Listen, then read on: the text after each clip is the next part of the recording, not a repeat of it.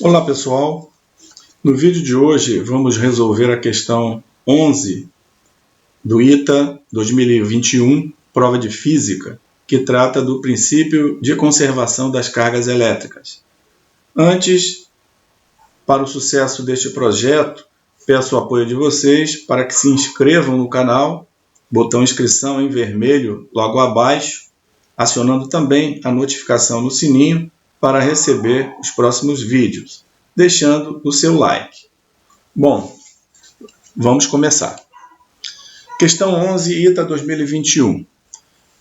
É uma questão que utiliza a necessidade de interpretação, como também o conceito de eletricidade, principalmente a eletrização. Tá?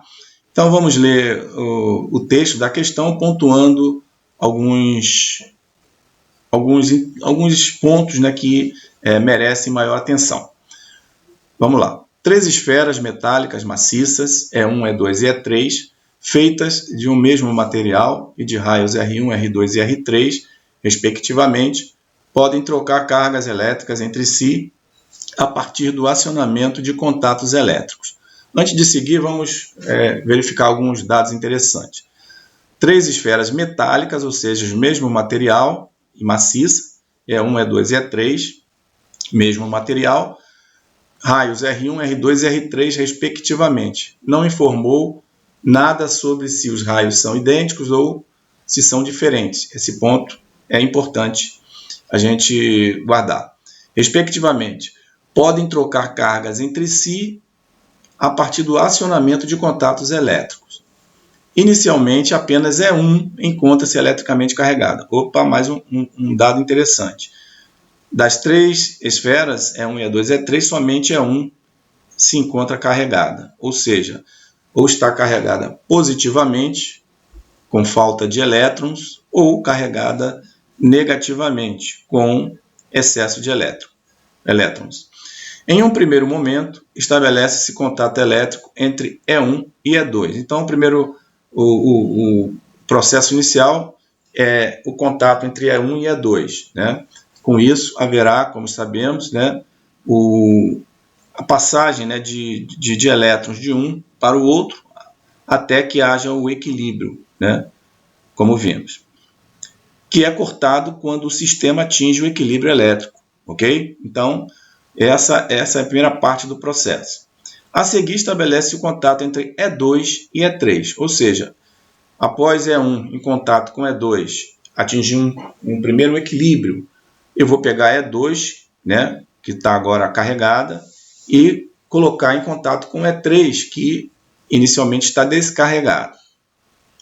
Ao final do processo, observa-se que a carga elétrica líquida das 3 esferas é igual. Outra informação essencial.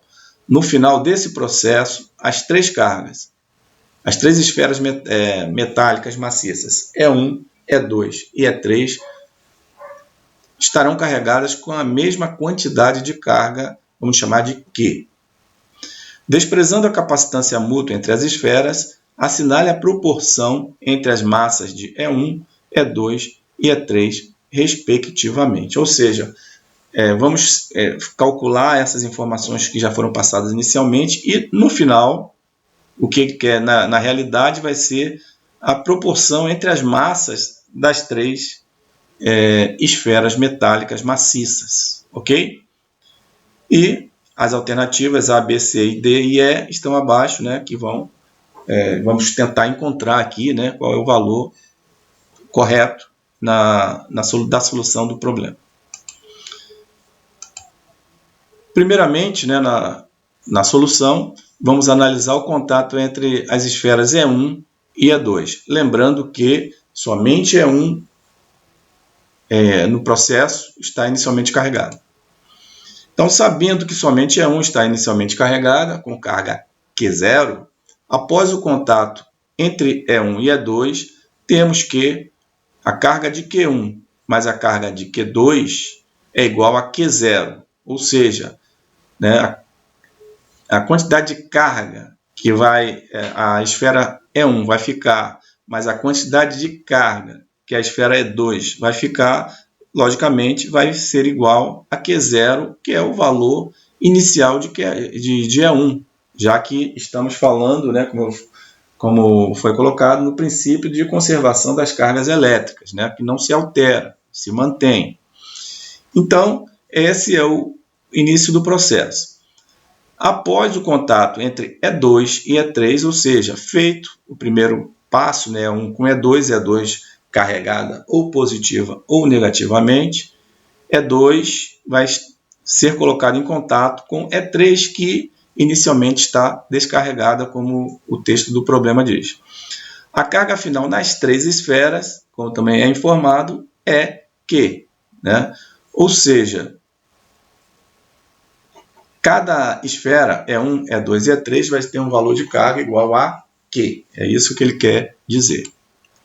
Então, pelo princípio de conservação das cargas elétricas, temos que Q0, que era a carga inicial de E1, que é a carga total, né, que não vai se alterar, é igual a Q mais Q mais Q, a carga de cada uma das esferas, E1, E2 e E3, já que elas são iguais. Portanto, né, o meu Q0, que é a carga total, corresponde a 3Q. Tá? Essa é uma informação importante que temos que já guardar. Então, após o contato entre E1 e E2, são conclusões que a gente já chega, temos que Q1 mais Q2 é igual a Q0, como nós já vimos ali anteriormente, e com isso, né, a gente, por a questão de interpretação, né, lógico, né, eu vou ter que Q mais o Q2 vai me dar 3Q, tá? Já que o meu Q0, minha carga total, é 3Q. Então, essa parte aqui, digamos, a carga de Q2, que nesse momento eu não sei, poderia ser essa análise, Q2, mais a carga do Q, do E1, ou desculpa, do E3, né, da esfera E3, que vai ser Q, que, como já sabemos, no final do processo, todas elas vão ficar com uma carga igual a Q. Então, Q mais Q2 é 3Q. Daí eu chego à conclusão que o meu Q2 igual a 2Q. É fácil perceber isso, né? Porque, digamos assim, não há outra forma de você conduzir essa solução se você não partir dessa premissa. Então, seguindo, agora fazendo a relação entre os raios de E1 e E2, né? É outra relação importantíssima, porque, como a gente viu, né, não há nenhuma informação sobre se os raios são iguais ou diferentes. Então, a gente precisa, com os dados que nós temos, fazer essa relação e tentar descobrir uma proporção entre esses raios e saber até, né, concluir se eles são idênticos ou se são diferentes. Então, vamos lá. A primeira relação é Q1, né, a carga de Q1 com o raio de R1 vai ser igual a Q2 sobre R2. Tá? Essa relação é a premissa correta.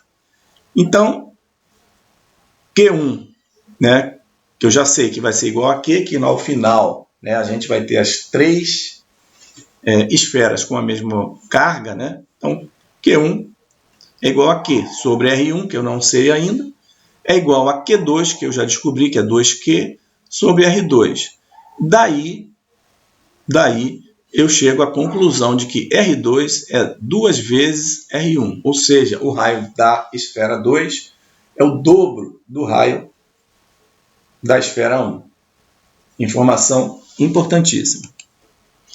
Após o contato entre E2 e E3, né, vamos continuar agora a evolução do nosso raciocínio partindo para o contato entre E2 e E3. Né? Então, Q2 é igual a Q e Q3 é igual a Q. Por que isso? Porque ele já falou lá no início que ao final do processo, tanto Q1 como Q2 como Q3 teriam, né, a mesma carga. Então, Q1 igual a Q, Q2 igual a Q, Q3 igual a Q. Lembrando que antes do contato entre E2 e E3, como a gente viu anteriormente, Q2 era igual a 2Q, que faz sentido, né? Então, daqui eu já tenho, né, se a gente se aprofundar na interpretação, já posso me antecipar em afirmar que Para que isso seja verdade, Q2 igual a Q e Q3 igual a Q, as esferas têm que possuir o mesmo raio. Então, isso aqui é uma conclusão que é até óbvia, né, nessa altura do campeonato. Então, aqui eu já tenho condições de concluir que os raios de R2 e R3 são iguais. Mas vamos lá, vamos seguir. Como após o contato entre E2 e E3, ambas ficaram com a mesma carga final, que, como já falamos, concluímos que R2 é igual a R3, como eu acabei de dizer. Logo, né, a relação, né, entre R1 para R2 para R3 vai ser 1 para 2 para 2, ou seja, o raio de R1 corresponde para R2 o R2 é 2R1 e o R3 também 2R1, ou seja, 1 para 2 para 2. Essa é a proporção, tá? Ou seja, R2 que é igual a R3 que é igual a 2R1. Então, já temos também aqui a conclusão no que diz respeito às informações sobre os raios das três esferas maciças. Seguindo, né, agora vamos fazendo a relação entre as massas, né, temos, que é o que vai importar, é o que a questão pede efetivamente, a proporção entre as massas. Tudo que eu fiz até agora não importa? Logicamente que importa, né? Já que com as informações eu encontrei relações essenciais. Mas o mais importante é agora, né, o encaminhamento para achar a relação entre as massas. Então, seguimos. Sabendo que as esferas são maciças e são feitas do mesmo material, concluímos que as suas densidades μ são idênticas. Lembrando que densidade é a relação existente entre a massa e o volume de um material a uma dada pressão e temperatura, ok?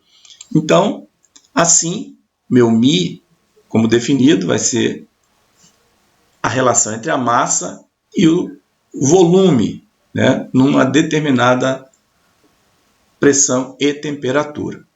Explicitando essa expressão em função da massa m, eu tenho que a massa m é igual a densidade μ vezes o volume, no caso aqui da esfera.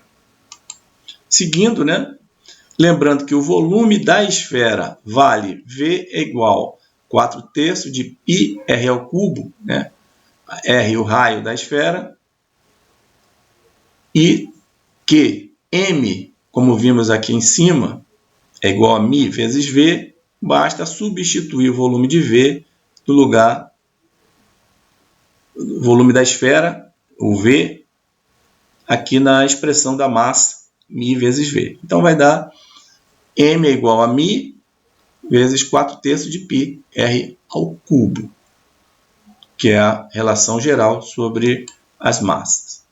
Logo, a minha massa é igual a 4, a densidade μ vezes π sobre 3 vezes r ao cubo. Eu tenho aqui, que conclusão eu chego aqui? Eu chego aqui que essa informação 4μ vezes π sobre 3 é um valor constante, né, vezes r ao cubo, sendo que r vai variar em função, né, das três esferas, sendo que a esfera 1 possui um raio R1, que é a metade dos raios das esferas 2 e 3, como vimos anteriormente. Daí a importância da informação toda que a gente viu até agora. Então, finalmente, né, podemos observar que a massa de cada esfera é proporcional ao cubo do seu raio. Foi a conclusão que nós chegamos, né? Então, m é igual a k, que é uma constante, vezes r ao cubo. Então, temos que a relação R1 para R2 para R3, como vimos, é 1 para 2 para 2. Lembrando aqui também, né, que é constante porque as três esferas elas são feitas do mesmo material. Consequentemente, a densidade μ é a mesma. Ok? Então, seguindo. Daí, eu tenho que a minha relação de M1 para M2 para M3 é igual a 1, né, que é em cima do raio, né? 1 ao cubo é 1. R2, 2 ao cubo dá 8. R3, 2 ao cubo dá 8. Ou seja, M1 para M2 para M3, a relação entre as massas é 1 para 8 para 8. Com isso, eu verifico que a letra E é a minha resposta para essa questão 11, né, do ITA, que diz que M1, a relação M1, M2, M3 é 1 para 8 para 8. Espero que nessa questão tenha sido útil para vocês e peço, antes de encerrar mais uma vez, que vocês deixem seu like, caso ainda não seja inscrito, se inscreva logo abaixo, compartilhando também, né, este vídeo com outras pessoas nas suas redes sociais também, né? E agradeço mais uma vez, esperando vocês nos próximos vídeos.